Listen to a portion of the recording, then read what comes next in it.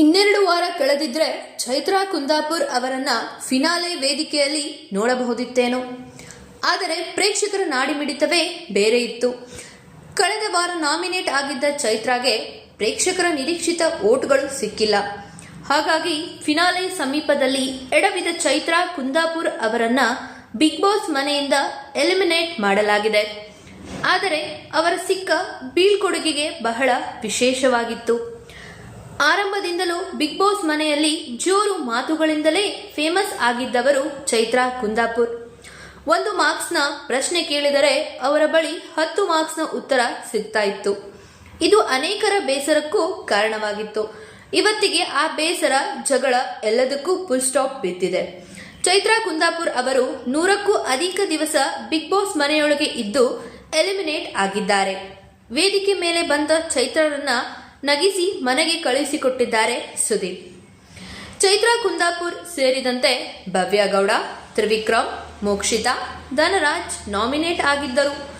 ಅಂತಿಮವಾಗಿ ಚೈತ್ರಾ ಅವರನ್ನ ಬಿಟ್ಟು ಮಿಕ್ಕವರೆಲ್ಲ ಸೇಫ್ ಆದರು. ಚೈತ್ರಾ ಎಲಿಮಿನೇಟ್ ಆದರು. ನಾನು ಈ ಬಿಗ್ ಬಾಸ್ ಮನೆಯನ್ನ ತುಂಬಾ ಪ್ರೀತಿಸಿದ್ದೇನೆ. ನೀವೆಲ್ಲರೂ ನನಗೆ ತುಂಬಾ ಪ್ರೀತಿ ಕೊಟ್ಟಿದ್ದೀರಿ.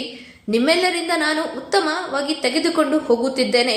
ನಿಮ್ಮ ಬಾಯಿಂದಲೇ ಹೊಗಳಿಸಿಕೊಂಡೆ. ಅದು ನನಗೆ ಖುಷಿಯಾಗಿದೆ. ಕ್ಯಾಪ್ಟನ್ ಆಗೋಕೆ ಆಗಿಲ್ಲ, ಕಿಚ್ಚನ ಚಪ್ಪಾಳೆ ಸಿಗಲಿಲ್ಲ ಅನ್ನೋದು ನಿಜ. ಹಾಗಂತ ಎಲ್ಲರಿಗೂ ಎಲ್ಲ ಸಿಗೋದಿಲ್ಲ ಅಲ್ವಾ? ನನ್ನನ್ನು ಖುಷಿಯಿಂದ ಕಳಿಸಿ ಚೈತ್ರ ಆಗಿ ನನ್ನನ್ನು ಕರೆಸಿಕೊಂಡು ಚೈತ್ರಕ್ಕ ಆಗಿ ವಾಪಸ್ ಕಳಿಸಿದ್ದಕ್ಕೆ ಥ್ಯಾಂಕ್ಸ್ ಎಂದು ಚೈತ್ರಾ ಕುಂದಾಪುರ್ ಅವರು ಹೇಳಿದ್ದಾರೆ. ಬಿಗ್ ಬಾಸ್ ಮನೆಯಿಂದ ಹೊರಗೆ ಬಂದ ಚೈತ್ರಾ ಕುಂದಾಪುರ್ ಅವರನ್ನ ಅಕ್ಕ ಎಂದು ಕೂಗಿ ವೇದಿಕೆ ಮೇಲೆ ಕರೆಸಿಕೊಂಡರು ಕಿಚ್ಚ. ಆಗ ಮಾತನಾಡಿದ ಚೈತ್ರ, ಇನ್ನು 15 ದಿನ ಇರುವಾಗ ಹೊರಗೆ ಬಂದಿದ್ದು ತುಂಬಾ ಬೇಸರ ಮೂಡಿಸಿದೆ. ಇಷ್ಟು ದಿನ ನಾನು ಇಲ್ಲಿರ್ತೀನಿ ಅಂದುಕೊಂಡಿರಲಿಲ್ಲ. ಆದರೆ ಮೊದಲ ವಾರವೇ ವಾಪಸ್ ಬರಬಾರದು ಎಂದುಕೊಂಡು ಒಳಗೆ ಬಂದಿದ್ದೆ. 15 ವಾರ ಕಳೆದಿದ್ದು ನನಗೆ ತೃಪ್ತಿ ಇದೆ ಎಂದು ಹೇಳಿದ್ದಾರೆ ಚೈತ್ರಾ ಕುಂದಾಪುರ್. ವೇದಿಕೆ ಮೇಲೆ ಜರ್ನಿಯನ್ನ ಕಂಡ ಚೈತ್ರಾ ಕುಂದಾಪುರ್ ಕಣ್ಣೀರು ಇಟ್ರು. ಯಾಕೆ ಅಳೋದು ಎನ್ನುತ್ತಾ ಅವರ ಕಣ್ಣೀರನ್ನ ಕಿಚ್ಚ ಒರೆಸಿದ್ರು. ಜೊತೆಗೆ ಉತ್ತಮವಾಗಿ ಆಡಿದ್ದೀರಿ ಎಂದು ಹೊಗಳಿದ್ರು. ನಂತರ ಚೈತ್ರಾ ಕುಂದಾಪುರ್ ಅವರ ತಂಗಿ ಜೊತೆ ಮಾತನಾಡಿದ ಸುದೀಪ್, ನಿಮ್ಮನ್ನೇ ಎಷ್ಟು ಪ್ರಶಾಂತವಾಗಿತ್ತು ಎಂದು ಕೇಳಿದರು. ಅದಕ್ಕೆ ಚೈತ್ರಾ ತಂಗಿ ತುಂಬಾ ಪ್ರಶಾಂತವಾಗಿತ್ತು ಎಂದು ಹೇಳಿದ್ರು. ಆಗ ಎಲ್ಲರೂ ಜೋರಾಗಿ ನಕ್ರು. ಚೈತ್ರಾ ಕುಂದಾಪುರ್ ಅವರು ಇಲ್ಲ ಅಂತ ಊರೇ ಹಬ್ಬ ಮಾಡ್ತಾ ಇತ್ತಂತೆ.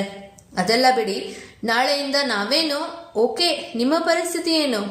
ನಾಳೆಯಿಂದ ನಿಮ್ಮ ಊರಿನಲ್ಲಿ ಮಾರಿ ಹಬ್ಬ, ದೀಪಾವಳಿ ಎಲ್ಲ ಆರಂಭ.